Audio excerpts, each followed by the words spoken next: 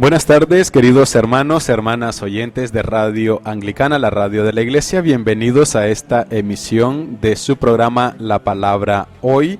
Saludamos a los hermanos que nos acompañan a través de la difusión de las distintas páginas de Facebook de Radio Anglicana, Iglesia Anglicana España, Iglesia Anglicana de Zaragoza, etcétera.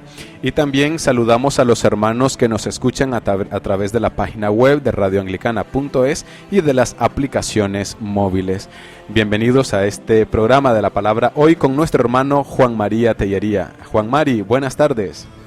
Hola, muy buenas tardes, Noel, muy buenas tardes, equipo de Radio Anglicana, y como siempre decimos, muy buenas tardes, queridos radioyentes. Eso. Hoy vamos a continuar con las reflexiones del Evangelio según San Juan, en esta ocasión sobre la crucifixión de nuestro Señor Jesucristo, y utilizaremos el texto de referencia de Juan capítulo 19, versículos del 17 al 37.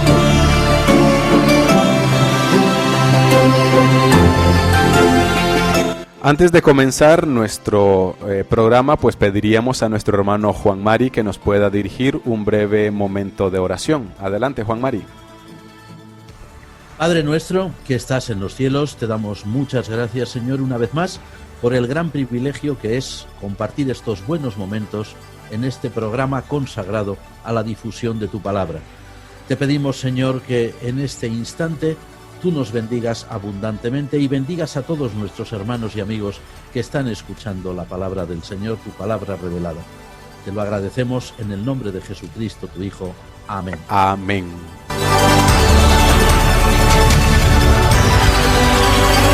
Como anunciábamos anteriormente, el texto para el programa de hoy sería Juan 19, capítulo 19, versículos del 17 al 37.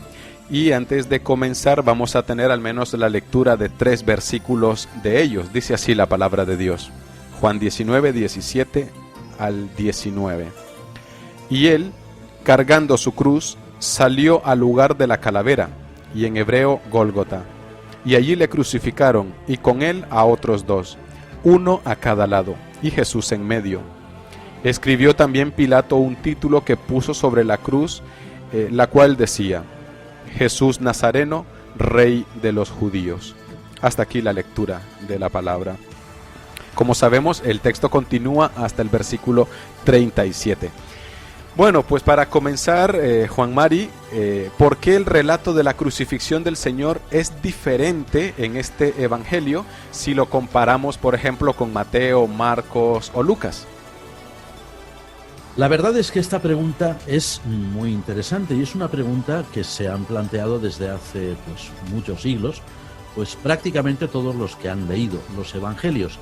Y la respuesta más sencilla, que normalmente las respuestas más sencillas suelen ser siempre las mejores, la respuesta más sencilla es que cada evangelista, cuando escribía su evangelio, lo hacía siempre pensando en la comunidad o en las comunidades, el grupo de comunidades a las que él pertenecía.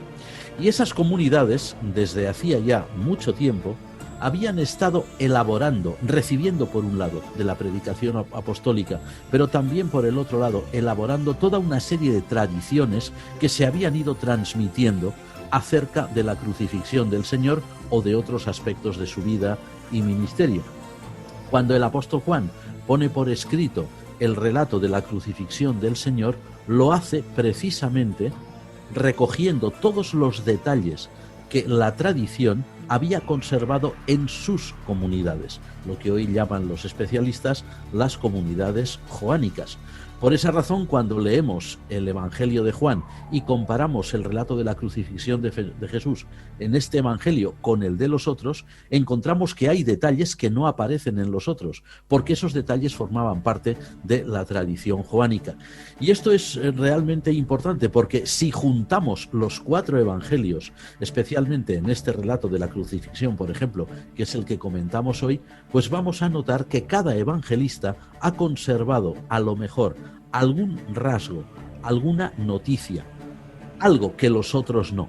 Juntándolos todos tenemos un cuadro mucho más completo.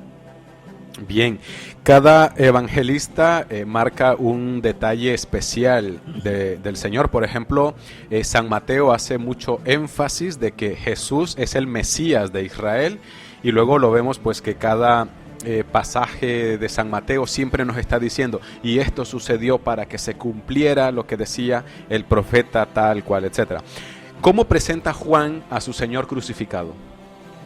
Mira, en el Evangelio de Juan, todo el Evangelio, desde el principio hasta el fin, y concretamente en esta escena, en este cuadro de la crucifixión, Jesús aparece como una figura que, lejos de ser una figura derrotada, lejos de ser un hombre pues que ha fracasado en su misión y que finalmente pues es condenado a muerte por la autoridad, lejos de todo esto, en el Evangelio de Juan, la figura de Jesús aparece siempre como el Señor que domina los acontecimientos.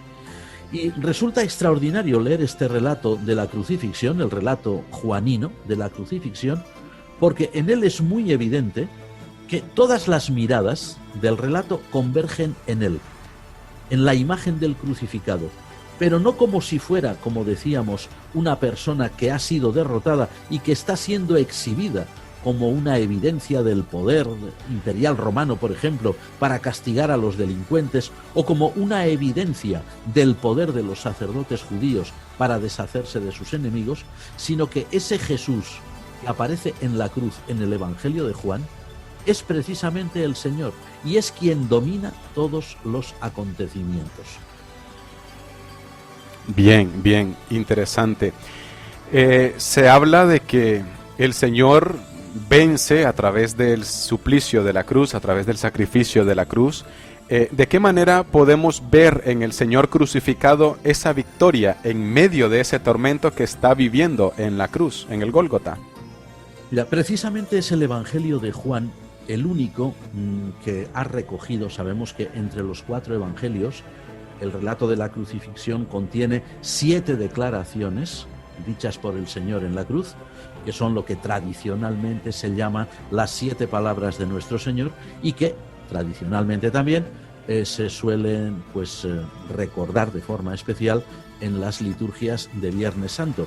Bueno, pues precisamente es el Evangelio del Juan el único que recoge una sentencia de Jesús, que es: todo se ha cumplido. Es decir, que Jesús en la cruz, el Jesús que presenta Juan en la cruz, es alguien que tiene plena conciencia de su triunfo. Aparentemente, para cualquiera que lo viera colgando de aquella cruz, en medio del sufrimiento, en medio, de las burlas de los soldados y todo esto, de la soldadesca romana, pues podría pensar que era una figura de un hombre derrotado. Pero, sin embargo, esas palabras que dice Jesús, todo se ha cumplido, dan a entender que, tal como él entendía la realidad, aquello para lo cual había venido a la tierra, ese propósito eterno que Dios tenía para la redención de la humanidad, Jesús es plenamente consciente de que había alcanzado su cumplimiento perfecto. Es decir, que había venido con una misión y esa misión se había realizado. O, dicho de otra forma, si queremos decirlo así, lo que aparentemente era una derrota para cualquiera que contemplara a un hombre crucificado, sin embargo, Jesús lo entendía como una victoria, y como una victoria definitiva. Y esto solamente lo recoge precisamente el Evangelio de Juan. Es decir, que a partir de este momento, en el pensamiento de Jesús, a partir del momento en que él pronuncia estas palabras porque sabe que ya va a morir, se ha cumplido perfectamente el propósito de Dios, que hace que la divinidad, Dios nuestro Creador, nuestro Padre, y el ser humano, que debido a su desobediencia, debido a su caída inicial, a su caída original, se había apartado de su Creador, a partir de ese momento vuelven a estar unidos, y esta unión ya es para siempre. El Hijo de Dios con su muerte, el Hijo de Dios con su vida, el Hijo de Dios con su gran victoria en la cruz, lo que hace es reunir de nuevo al Creador con su criatura, con la criatura que lleva su imagen y semejanza. Esto es una gran aportación, probablemente la más grande del Evangelio de Juan. Interesante. Nos están llegando unas cuantas preguntas aquí a través de nuestro WhatsApp. De Madrid nos preguntan, ¿crucificado o colgado de un patíbulo? ¿Qué se puede decir de aquellos que niegan la cruz? Juan Mario. Bueno, vamos a ver, en realidad sí, es un tema que ha dado para mucho, sobre todo ha habido siempre pues personas muy interesadas, como se dice vulgarmente en castellano, ¿no?, en buscarle los tres pies al gato. A ver, una cosa está muy clara para cualquiera que haya estudiado, no exactamente la crucifixión de nuestro Señor, sino la manera en que los romanos tenían de castigar por medio del tormento de la cruz a los que ajusticiaban, pues cualquiera sabe perfectamente bien que las personas no eran simplemente colgadas, sino que estaban realmente clavadas en aquellas cruces. Es decir, que era un tormento terrible. A ver, una persona colgada de una cruz, pues sería pues algo similar a la persona que es colgada de un árbol o de cualquier, una horca, por ejemplo, ¿verdad?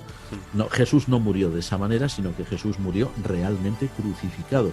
A ver, el texto de los evangelios, tanto Juan como los demás evangelistas y las demás alusiones que hay a la muerte del Señor en el resto del Nuevo Testamento, dan a entender claramente que Jesús fue ajusticiado conforme al método propio de la justicia romana para todos los que eran sediciosos, todos los que eran criminales y que no eran ciudadanos romanos, es decir, el tormento de la cruz. Y eso es una cosa que es irrefutable. Lo que ocurre es que, como decimos, siempre habrá quien intentará pues buscar explicaciones a lo que realmente no las tiene, o que intentarán complicar cosas y noticias que son realmente ciertas y que son muy sencillas y que son muy simples. Nuestro Señor sufrió el tormento de la cruz, conforme era el uso en aquel momento, el uso que tenían los romanos para los pueblos vencidos y para todos los que consideraban peligrosos, y era un tormento mucho peor, mucho más sanguinario, mucho más cruel que lo que era simplemente colgar a una persona. De esa manera respondemos a nuestro oyente en la ciudad de Madrid, que nos ha reportado sintonía y ha compartido esa pregunta con nosotros. Nos preguntan desde Colombia. En la época de la crucifixión, cuando se acercaba la Pascua, a los crucificados se les apresuraba la muerte quebrándole los huesos. A Jesús no se los rompieron, y así se cumplió una profecía del Antiguo Testamento. ¿Por qué los sacerdotes, al darse cuenta de esto, dudaron de que Jesús era el Mesías? Bueno, la pregunta es muy interesante, porque aquí resulta que efectivamente, por un lado estaba el testimonio de la Escritura, que, como muy bien supone que la persona que nos pregunta, esos sacerdotes tendrían que haber conocido y tendrían que haber reconocido, en aquel caso concreto. Pero por otro lado está ese problema tan humano, que no solamente era un problema de aquellos sacerdotes, que es un problema de todo ser humano, que es lo que se llama el prejuicio. A ver, cuando una persona del pueblo que sea, de la raza que sea, de la época que sea, o del cargo que tenga, eso da igual, es una persona que tiene un prejuicio muy bien arraigado, contemplará la realidad, verá la realidad, la juzgará, no conforme a lo que está viendo o no conforme a la lógica de lo que está viendo, sino conforme a lo que su prejuicio le dicte. Aquellos sacerdotes de la época de Jesús, que se declararon enemigos suyos y además enemigos irreconciliables, no podían soportar la idea de que el hombre de Galilea fuera precisamente el Mesías. Era algo que rompía todos sus esquemas. Incluso aunque, como muy bien dice nuestro amigo de Colombia, aunque ellos tuvieran reales evidencias de que Jesús era ese Mesías que decía ser, su prejuicio se lo impedía. Su prejuicio les impedía contemplarlo de esta manera o conceptuarlo de esa manera. Y esto a nosotros pues nos tiene que enseñar algo muy importante. Y es decir, no es fácil, pero sí es bueno que nos esforcemos en ponerlo en práctica. Y es procurar, aunque humanamente es imposible, pero con la ayuda de Dios no, procurar que nuestra mente esté libre de prejuicios. Porque los prejuicios muchas veces, o en el 100% de las ocasiones, por decirlo con claridad, los prejuicios nos impiden contemplar la realidad tal como es, y los prejuicios nos impiden, lo cual es peor todavía, contemplar a los demás tal como realmente son. Por eso los seres humanos tenemos una gran tendencia a equivocarnos en nuestros juicios. Los juicios que emitimos contra los demás, finalmente contra nuestro prójimo, finalmente contra nuestros hermanos, porque el prejuicio nos ciega, el prejuicio nos obnubila, el prejuicio difumina lo que tenemos delante de nuestros ojos y solamente nos permite ver, pues como si dijéramos, pequeños destellos, pero no la luz al completo. Aquellos sacerdotes no querían reconocer en Jesús al Mesías de Israel y por lo tanto, a pesar, como muy bien se nos dice, de todas estas evidencias, no lo reconocieron.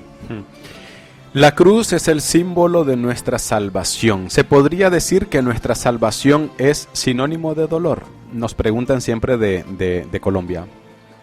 Pues también una muy buena pregunta y la respuesta lógicamente es un rotundo sí. Nosotros los creyentes cristianos, los discípulos de Jesús, siempre tenemos que ser conscientes y es algo en lo cual es bueno que se insista desde los púlpitos, que se insista en la liturgia o las distintas liturgias de las iglesias que normalmente lo hacen, lo contienen, que se insista en la catequesis parroquial, en los estudios bíblicos, que nuestra salvación, que para nosotros, los seres humanos, los creyentes, es un motivo de gozo, sin embargo, para nuestro Salvador, para Jesús, conllevó un enorme dolor.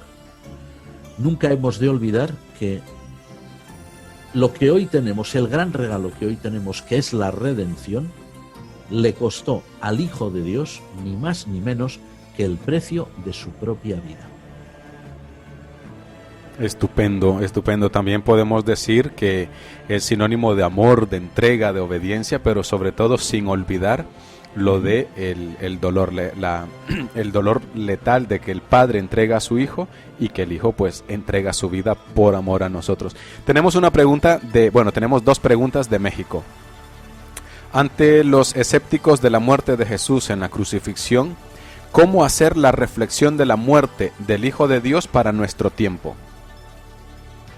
Bien, también es una pregunta de gran calado, evidentemente. Está claro que nuestros radioyentes son personas reflexivas y eso desde luego es un enorme privilegio para nosotros. En realidad, cuando pensamos bien en las escenas finales de la vida de nuestro Señor, que además son unas escenas horribles, lo que ocurre es que estamos ya tan habituados a leerlas o tan habituados a escuchar sobre ellas, pues casi de alguna forma parecería, ¿no?, que nos hubiéramos un poco como inmunizado ante todo esto. Si lo pensamos bien, si reflexionamos bien, hemos de ser muy conscientes de que la redención implica muerte. Y eso es por una razón muy importante. Mucho más allá de lo que a veces se dice, que es simplemente el cumplimiento, simplemente entre comillas, ¿verdad? Sí. El cumplimiento de una serie de sacrificios rituales que estaban ya prescritos en los libros de la ley de Moisés, por ejemplo el Levítico o Éxodo, o también los Números. Mucho más allá de todo esto, la muerte de Cristo implica, por encima de todo, estoy convencido de que por encima de todo es esto, es un deseo, una asunción total por parte de la divinidad, no solamente por Cristo, en tanto que Verbo de Dios, segunda persona de la Trinidad, sino también por parte de Dios Padre, la asunción del hecho de ser totalmente uno con el ser humano. Es decir, integrarse plenamente en la naturaleza humana, en las vivencias humanas, en la condición humana. Y desde luego la condición humana en tanto que criatura, y además en tanto que criatura caída, es una condición de muerte. Cuando Jesús asume, y lo asume plenamente, y lo asume voluntariamente, y como tú mismo has dicho muy bien, Noel, lo asume por amor. Cuando Él asume la condición humana para efectuar en ella la redención, lo hace con plena conciencia de que eso implica el hecho de morir. Es decir, sin muerte no hay redención. Pero digo, no tanto como para dar cumplimiento a unos sacrificios antiguos de la ley judía, sino por el hecho de que la asunción de la humanidad implica la asunción de la mortalidad, que es lo propio del ser humano en nuestra condición actual. Es decir, que Cristo vive en este mundo, nace en este mundo, se desarrolla en este mundo con la plena conciencia de que va encaminándose a la muerte, pero no una muerte como es la nuestra, sino la muerte de las muertes, es decir, la muerte que elimina la muerte de todos los demás. Amén, amén. También nos preguntan, pero creo que ya hemos hablado de ello, pero por si querés agregar algo, Tellería, nos dicen, ante la cuestión de quienes dicen que Jesús murió en un madero en lugar de una cruz, ¿cómo explicar el contexto de la muerte de la cruz? Creo que hablábamos del contexto histórico. Si querés agregar algo más, Tellería. Sí, bueno, simplemente volver a incidir en lo mismo. A ver, la cruz no era un castigo judío, no era algo de la legislación judía propiamente hablando. Sí que es verdad que en ocasiones los judíos también habían colgado a personas, pero a Jesús, dada la época en la que vivió, pues se le aplicó, además que no eran los judíos quienes podían aplicar la pena de muerte, porque ellos estaban sometidos a un poder extranjero, que era el poder imperial romano, se le tuvo que aplicar la pena capital que prescribía la ley romana para personas acusadas de sedición, y a Jesús le acusaron pues precisamente de ir soliviantando al pueblo, de proclamarse rey, lo cual era un delito, porque solamente el emperador, el César, era rey, etcétera. Entonces, claro, los romanos aplicaron el sistema de castigo, de condena capital que ellos tenían para estos casos, que era la crucifixión. Entonces, quienes se empeñan en darle vueltas a esto y decir que si no era la cruz, que si era otro tipo de cosas, simplemente eso ya no es ni siquiera una cuestión propiamente bíblica, simplemente es decir, no, era lo propio en aquella época, era lo que aplicaba la autoridad romana en aquella época. A Jesús se le acusó precisamente de insubordinación, de sedición de hecho, contra el poder romano, por lo tanto la condena era esa. Y los romanos aplicaban siempre esa, no iban a hacer una excepción con él, porque para ellos Jesús era simplemente, pues como mucho, un maestro, un pensador, quizás un filósofo judío, pero rebelde. Un filósofo judío que podía crear problemas y por lo tanto, como se dice en castellano, había que cortar por lo sano. Le aplicaron el sistema que ellos tenían para castigar este tipo de cosas. Nos hacen una pregunta de Argentina, y es que si en el momento que les quebraban las piernas a los crucificados, estos aún estaban con vida. ¿Eso era una muestra de compasión, Tellería? Bueno, vamos a ver, sí, es una compasión un poco rara, ¿verdad? Para nosotros, a nosotros nos suena más bien a crueldad. Vamos a ver, hemos de tener en cuenta que el tormento de la cruz no era algo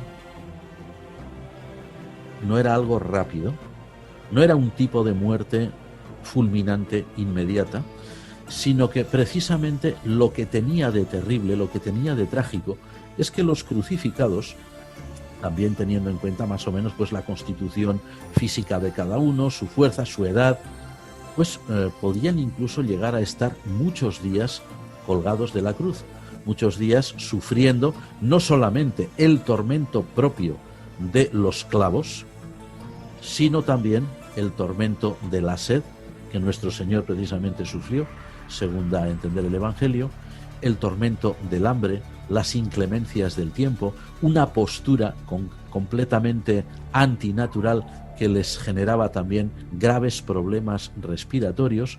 Además de esto, tenemos que añadir que en el caso de Jesús incluso habían tenido el acto bárbaro de incrustarle en el cráneo lo que llamamos normalmente una corona de espinas, que eso le debía producir un terrible dolor. Es decir, el tormento de la cruz podía durar muchos días. Y en el caso de Jesús hubiera durado también muchos días de no haber sido por el hecho de que nuestro Señor, y esto solamente lo da a entender el Evangelio de Juan, murió no precisamente por los clavos, no precisamente por la corona de espinas, no precisamente por la postura forzada en la que debía estar, sino que debió morir de algo que nosotros llamaríamos un quebrantamiento de corazón.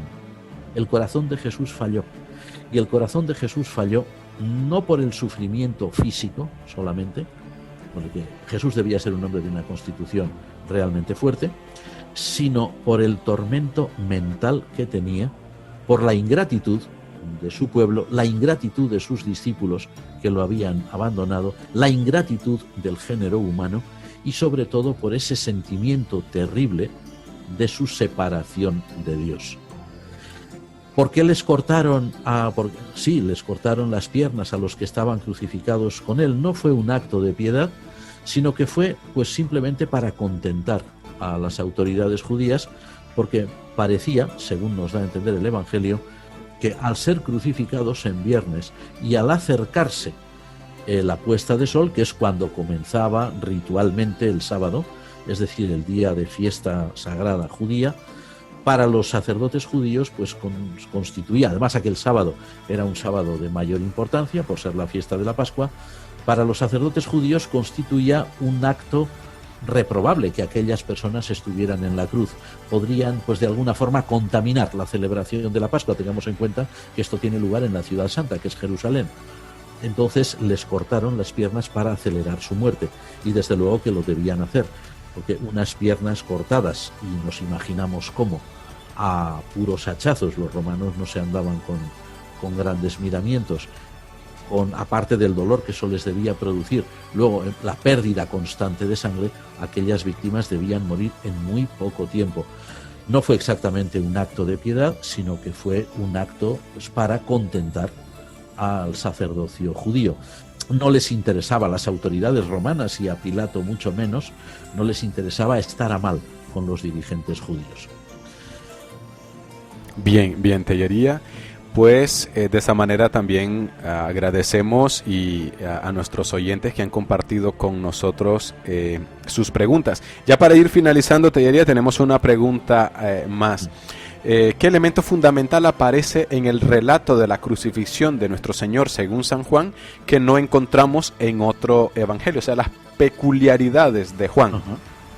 Pues mira, hay una peculiaridad muy interesante en el Evangelio de Juan que no aparece en los demás, y es el hecho de que en el Evangelio según San Juan se nos dice que, además de la soldadesca romana que estaba por allí, la gente que estaba mirando, que normalmente no se solían acercar a los ajusticiados, ya se encargaban los soldados romanos de que eso no sucediera para evitar tumultos, pero se nos da un detalle muy interesante que tiene un gran valor, sobre todo teológico, y es que al pie de la cruz se encuentran dos figuras que son capitales en el Evangelio de Juan. La primera de ellas es ese personaje a quien llamamos, o quien el propio Evangelio llama, el discípulo amado de Jesús, a quien nunca se menciona por su nombre, pero que si comparamos con los demás discípulos, pues es el propio apóstol Juan, según la tradición cristiana. Aparecen todos los demás apóstoles mencionados en el Evangelio, pero no aparece nunca el apóstol Juan. Sin embargo, aparece el discípulo al que amaba Jesús, de lo que se deduce que era el propio apóstol, y según la tradición, el autor de este mismo Evangelio, lo cual es un dato muy importante. Y también, el otro dato también de gran importancia, es que aparece la propia Madre de Jesús, que es la Virgen María, que está allí. Pero no solamente el relato hace que aparezcan como si fueran meros espectadores, sino que hay unas palabras concretas dirigidas por Jesús tanto a su madre, María, como al apóstol, al discípulo amado, cuando él le dice al discípulo: hijo, he ahí a tu madre, y le dice a la Virgen María: madre, he ahí a tu hijo. Es decir, aquí nosotros sin duda nos encontramos con algo que es muy propio de la tradición de las comunidades antiguas joánicas, de las tradiciones o bien de las iglesias fundadas por el propio apóstol, o bien de las iglesias que él pastoreaba, que él dirigía como obispo de esa zona del Asia Menor, donde según la tradición se ubicó precisamente con la Virgen María, teniendo Éfeso como sede central de su episcopado. Todavía hoy en la ciudad de Éfeso, en Turquía, pues a los turistas, los guías les enseñan los restos de una basílica que dicen que es la tumba donde está enterrado el apóstol San Juan.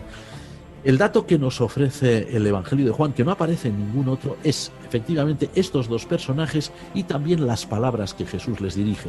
porque sin duda alguna la comunidad joánica recordaba muy bien el papel importante que había tenido el apóstol Juan en el ministerio de Jesús y, por supuesto, el papel que había tenido la siempre discreta figura de la Virgen María, tanto en el ministerio de Jesús como también posteriormente en las comunidades joánicas. El hecho de que Jesús le diga al apóstol, le diga a su discípulo, hijo, he ahí a tu madre, y luego añade el texto evangélico, dice que a partir de esa hora aquel discípulo recibió a María en su casa, es decir, hizo de ella su madre, la acogió a su cuidado, la tuvo a su cuidado. Eso significa, entre otras cosas, sin duda, que la figura de María fue capital para la transmisión de estas tradiciones y para también la conservación de las enseñanzas de Jesús, tal como vienen, sin duda, relatadas en el Evangelio de Juan, que no siempre coinciden con las que encontramos en los otros evangelios. Como sabemos bien, Juan presenta unas enseñanzas de Jesús que son propias de él, que no aparecen en ningún otro. Y sin duda hay ahí una hermosa tradición de base que se puede muy bien remontar al apóstol y también a la presencia de María como madre a partir de ese momento del apóstol y, por supuesto, madre de todas las comunidades joánicas y a partir de ahí, según ciertas tradiciones cristianas, madre de la Iglesia universal. Tenemos una pregunta casi a última hora. Nos dicen de que el hecho de que Jesús haya entregado al discípulo amado, a María, como madre y a este como su hijo, era para no dejarla desamparada por el tema de este conflicto judío que habría de una mujer que se queda totalmente al desamparo. ¿Era por eso o por alguna otra razón? Probablemente había varias razones, no solo una, y varias que se nos escapan, porque tampoco tenemos demasiados detalles en los evangelios ni sobre la propia Virgen María, ni sobre todas las circunstancias del ministerio de Jesús. Es muy evidente que Jesús, en aquel momento, cuando ve allí a su madre, pues Jesús como buen hijo, y también como buen judío, como israelita fiel, ve en ella la figura de una mujer desamparada, de una mujer que ya no tenía a quien se ocupara de ella y quiso proveer para que ella no estuviera ni desguarnecida ni estuviera abandonada. Queda también ahí pendiente, ¿y los otros hermanos de Jesús? ¿Por qué no se ocuparon de ella? Porque es evidente que luego los hermanos de Jesús sí que eran creyentes, según leemos en el libro de los Hechos de los Apóstoles, pero esto es una obra de Lucas, no de Juan. Entonces, ¿cómo es que Jesús se la entrega a un extraño? Bueno, es muy evidente en los evangelios, sobre todo en el Evangelio de Juan, que la vinculación afectiva entre Jesús y este discípulo especial, a quien el propio evangelio designa como el discípulo al que Jesús amaba, era tan sumamente grande, era tan grande la confianza que Jesús había desarrollado en él, que sin duda alguna él sabía que Juan podría encargarse perfectamente bien de su madre. Queda en el aire, por supuesto, la cuestión de si esos hermanos de Jesús eran también hijos de María, como dicen algunos, o si no lo eran, si eran, como enseñan, por ejemplo, las iglesias orientales, las iglesias ortodoxas, si eran hijos de José, pero de un matrimonio anterior. Por lo tanto, pues no se sentirían muy vinculados precisamente a la figura de María. Son siempre cuestiones que quedarán en el aire. Lo cierto es que algo debió ver Jesús en Juan, alguna característica muy positiva debió encontrar Jesús en este discípulo como para entregar a su cuidado ni más ni menos que a su propia madre. Eso es lo único que sabemos con claridad. Estupendo, pues ha sido lo que teníamos preparado para el programa de hoy.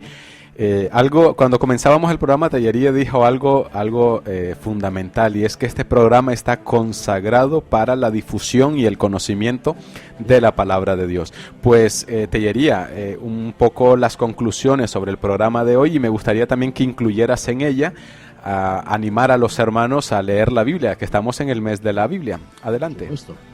Bueno, pues como conclusión de nuestro programa, pues podemos decir que es muy importante por supuesto, es muy importante que leamos siempre la Escritura, y más como tú muy bien nos recuerdas que estamos en el mes consagrado a la Biblia, el mes de la Biblia. Eso es fundamental para cualquier creyente, pero es muy importante que de entre toda la Biblia dediquemos una atención muy especial a los santos evangelios, a los 4 evangelios. Pero aún vamos a decir más, es muy importante para la meditación, para la reflexión personal de cada creyente, que leamos de forma muy permanente, muy constante, los relatos de la crucifixión. Por una razón, porque cada evangelista, Mateo, Marcos, Lucas y Juan, dan, como habíamos dicho al principio, unas pinceladas, unos detalles sobre este gran evento, pero todas ellas son de elevadísimo valor teológico, de elevadísimo valor espiritual para nuestro enriquecimiento como creyentes. La conclusión, por lo tanto, con la que ponemos ya punto final a nuestro programa es esta. La crucifixión es el evento hacia el cual estaba dirigida toda la vida de nuestro Señor Jesucristo, el punto focal hacia el cual se dirigió su enseñanza, hacia el cual se dirigió su pensamiento, todo lo que Él realizó, todo lo que Él compartió con los demás. Y nosotros estamos invitados hoy, por la gracia de Dios, a seguir reflexionando sobre ese gran evento, porque, gracias a Dios, una vez más, tenemos los escritos de los evangelios para poder, pues, leerlos con asiduidad. Amén. Palabra dejado para nuestra salvación. Vamos todos con la Biblia ya, la palabra bendita. También pues agradecemos a nuestros oyentes, los hermanos que de Madrid, México, Colombia, Argentina han compartido interrogantes, preguntas con nosotros, y de esa manera también se hace más ameno el programa. Agradecemos a los que nos escuchan a través de la página web, de las aplicaciones, de la plataforma de Facebook, los que están también en línea con nosotros, y también agradecemos a nuestro hermano Juan María Tellería por este espacio que nos regala, este espacio que comparte con nosotros y que hace también de que este programa pueda llegar hasta todos ustedes. Gracias, Juan Mari, y gracias a vosotros.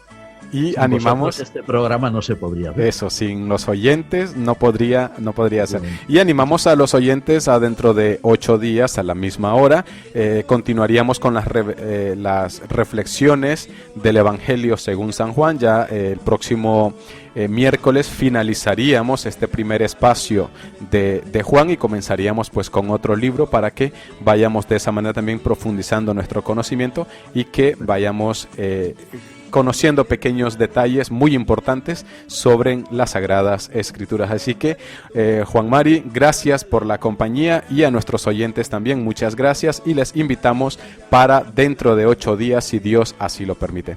Alabado sea Jesucristo. Hasta entonces.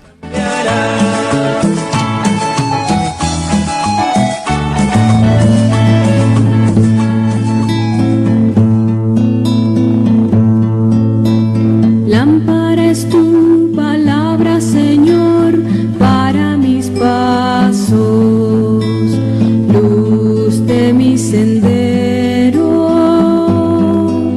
Señor, estoy afligido, dame vida según tu promesa.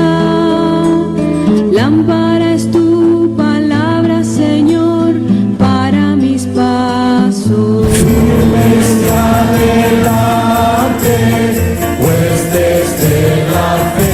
Usted está en sintonía de Radio Anglicana, transmitiendo vía internet en www.radioanglicana.es. También puede escucharnos en su dispositivo móvil, descargando nuestra aplicación para Android e iOS.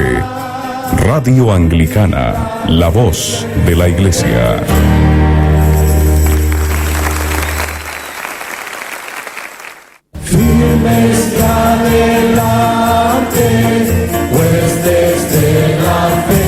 Usted está en sintonía de Radio Anglicana, transmitiendo vía internet en www.radioanglicana.es. También puede escucharnos en su dispositivo móvil, descargando nuestra aplicación para Android e iOS.